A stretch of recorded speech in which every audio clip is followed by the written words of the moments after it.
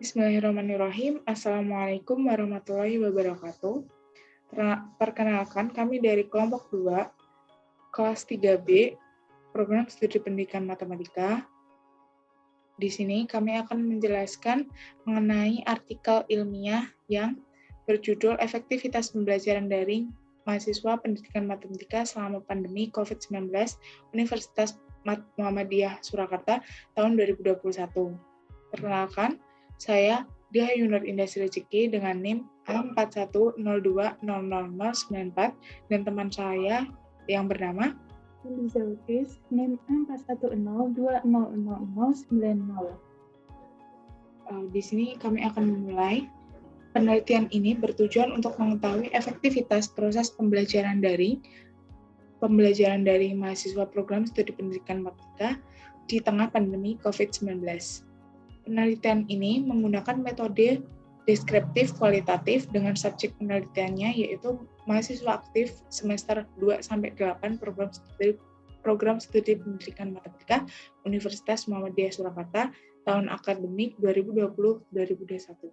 Data penelitian yang kami peroleh ini berasal dari angket yang telah disebar ketika Dikpro atau Dialog Prodi HMP Pendidikan Matematika dalam bentuk Google Form yang diisi oleh mahasiswa di awal semester genap dan di akhir semester ganjil menggunakan gawai atau laptop.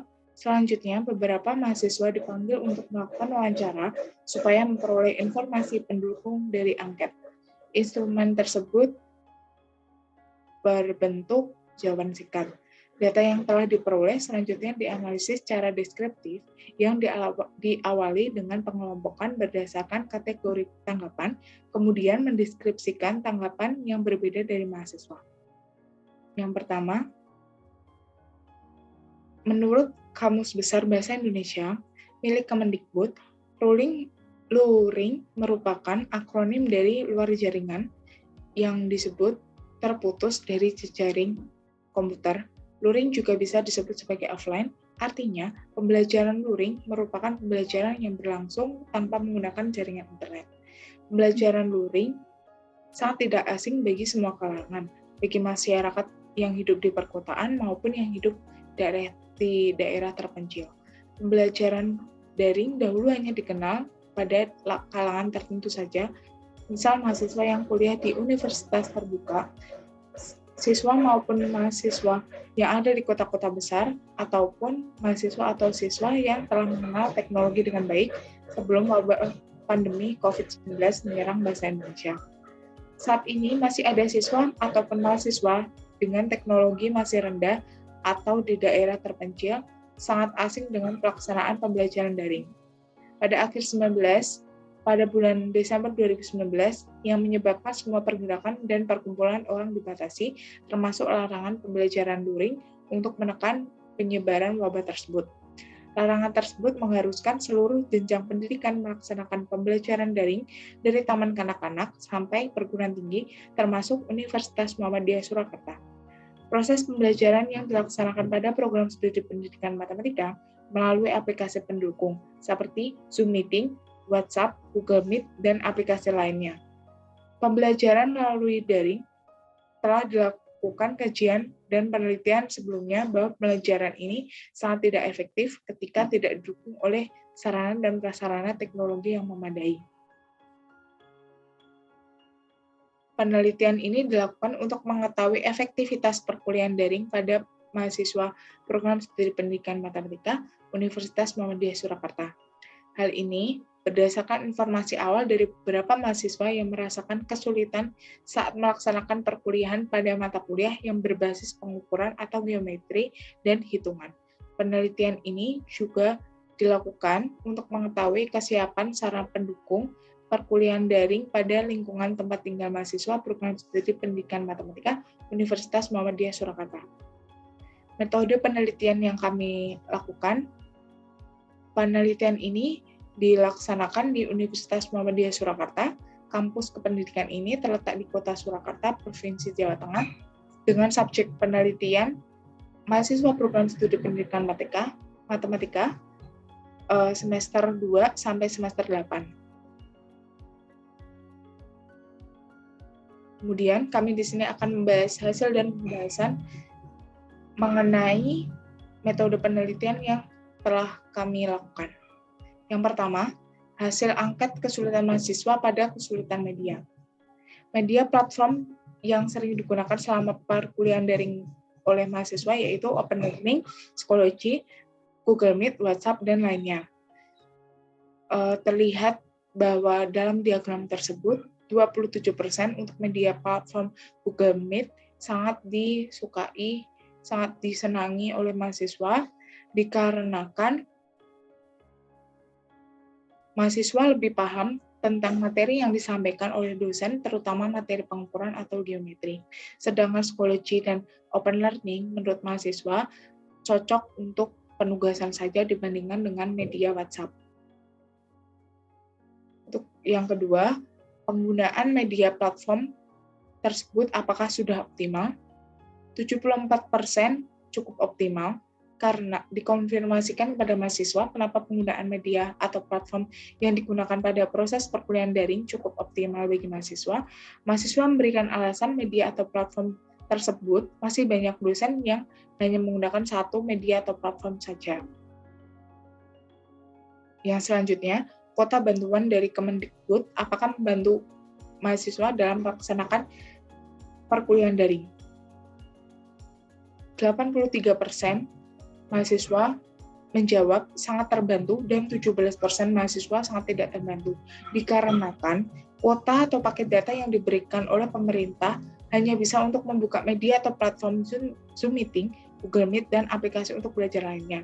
Mahasiswa mengira bahwa paket data dari pemerintah dapat digunakan untuk media atau platform WhatsApp dikarenakan masih ada beberapa dosen yang menggunakan media tersebut untuk perkuliahan jarak jauh. Selanjutnya, kuota bantuan pemerintah atau Kemendikbud apakah diperlukan mahasiswa selama perkuliahan daring? 96% mahasiswa menjawab perlu. Dikarenakan mahasiswa dengan kuota yang diberikan oleh pemerintah sangatlah banyak. Dengan kuota sebanyak ini, mahasiswa menggunakannya menjadi lebih tenang saat dosen meminta untuk pertemuan tatap muka pada media Zoom Meeting dan media lain yang menjadikan mahasiswa tidak lagi bingung dengan paket data yang dimilikinya sangat sedikit serta memungkinkan untuk tidak dapat mengikuti perkuliahan tersebut karena kuota habis. Yang kedua, ada kesulitan proses perkuliahan. Kesulitan apakah yang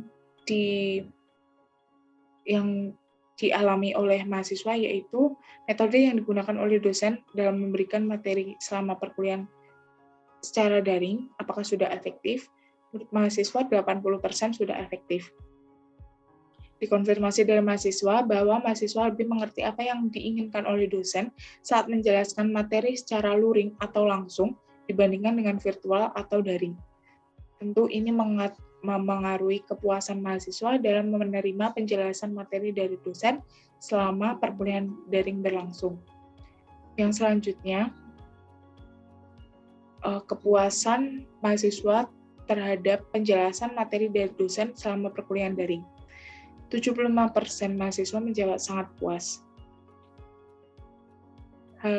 Untuk yang 19% kurang puas dari penjelasan materi dari dosen, 6% sangat puas, dan 0% untuk ketidakpuasan mahasiswa. Hal ini menunjukkan bahwa masih banyak mahasiswa yang kurang paham dengan penjelasan materi yang diberikan oleh dosen. Yang selanjutnya, tingkat pemahaman mahasiswa terhadap penjelasan materi dari dosen selama perkuliahan daring akan disampaikan oleh teman saya yaitu Elisa Otis. Baik, terima kasih.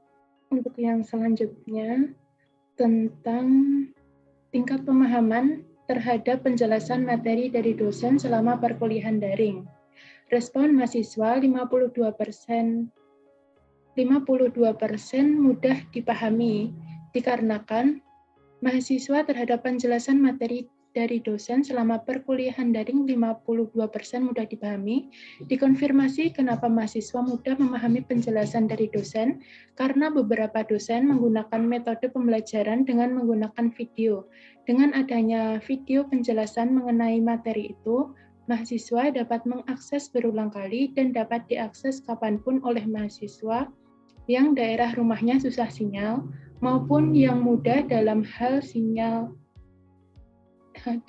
jaringan sinyal. Untuk yang kedua, tugas dan materi yang diberikan selama perkuliahan daring sudah sesuai dengan capaian pembelajaran mata kuliah.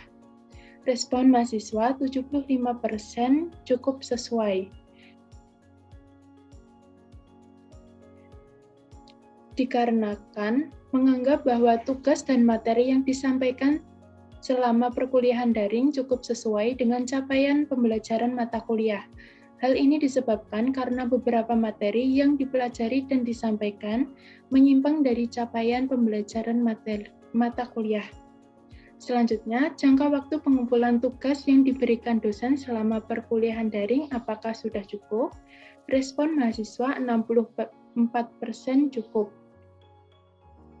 Dengan alasan mahasiswa salah satunya adalah tugas yang diberikan pada materi A itu cukup sulit dan jangka waktu yang diberikan pendek, maka mahasiswa keberatan apalagi mahasiswa yang mengikuti organisasi.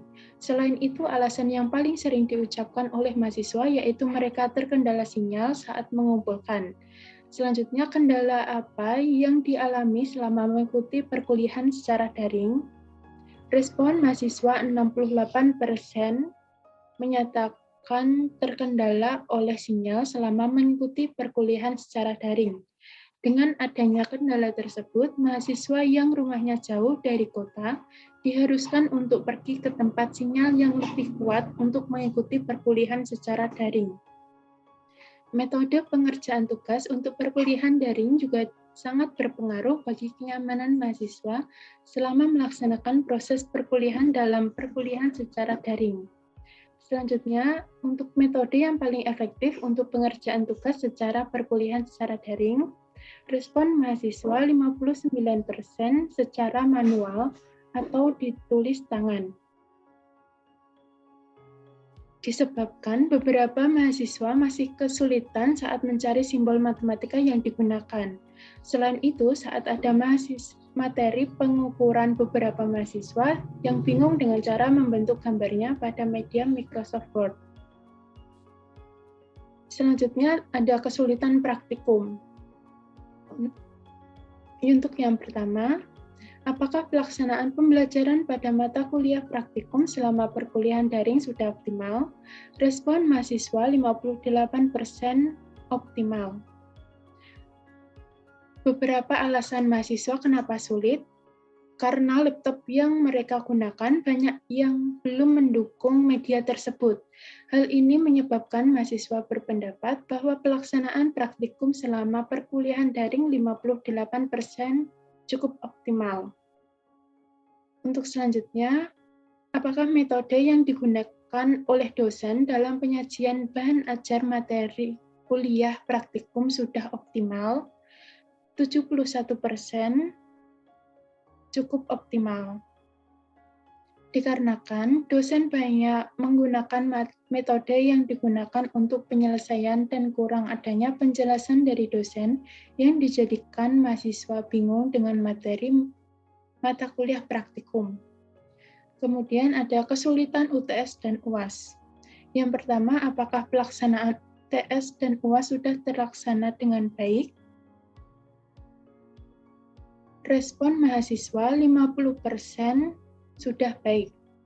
Dikarenakan berarti pelaksanaan EUTS dan EUAS sangat membantu mahasiswa dalam mengerjakan UTS dan UAS.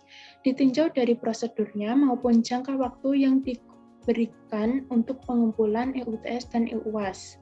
Selanjutnya, apakah prosedur soal UTS dan UAS mudah untuk dilaksanakan? Respon mahasiswa 62% mudah. Karena prosedur soal yang diberikan saat UTS dan UAS sesuai dengan penjelasan mengenai kisi-kisi yang telah disampaikan oleh dosen dan dipelajari mahasiswa. Selanjutnya, apakah mahasiswa mengetahui jika mengalami kendala saat pelaksanaan ujian harus menghubungi siapa? Respon mahasiswa 92% mengetahui, karena sudah ada pemberitahuan melalui surat edaran yang dibagikan kepada mahasiswa sebelum UTS maupun UAS yang menjelaskan bahwa jika mahasiswa mengalami kendala saat EUTS dan EUAS berlangsung, maka harus menghubungi nomor dosen yang tertera pada surat edaran tersebut. Untuk simpulan dan saran, berdasarkan hasil pembahasan yang telah dijabarkan kesulitan-kesulitan yang dihadapi mahasiswa program studi pendidikan matematika, ada 4, yaitu kesulitan media, kesulitan proses perkuliahan, kesulitan praktikum, dan kesulitan UTS dan UAS. Untuk yang pertama, ada kesulitan media yang meliputi keoptimalan media atau platform pembelajaran dan penggunaan bantuan kuota internet Kemendikbud. Yang kedua, ada kesulitan proses perkuliahan yang meliputi keefektifan metode yang digunakan dosen saat pembelajaran daring, kepuasan dan pemahaman mahasiswa terhadap penjelasan materi saat perkuliahan daring, kesesuaian tugas dan materi selama perkuliahan daring terhadap capaian materi pembelajaran mata kuliah, jangka waktu pengumpulan tugas selama perkuliahan daring, kendala selama perkuliahan daring, metode yang efektif untuk pengerjaan tugas selama perkuliahan daring. Dan yang ketiga ada kesulitan praktikum, yang meliputi keoptimalan pelaksanaan dan metode praktikum selama perkuliahan daring. Dan yang terakhir ada kesulitan UTS dan UAS, yang meliputi pelaksanaan EUTS dan EUAS, prosedur EUTS dan EUAS, komunikasi kendala pelaksanaan EUTS dan EUAS. Dengan memperhatikan penjabaran tentang kesulitan-kesulitan yang dihadapi mahasiswa tadi, berikut merupakan saran yang dapat dikerjakan untuk mengatasinya. Yang pertama, untuk kesulitan media.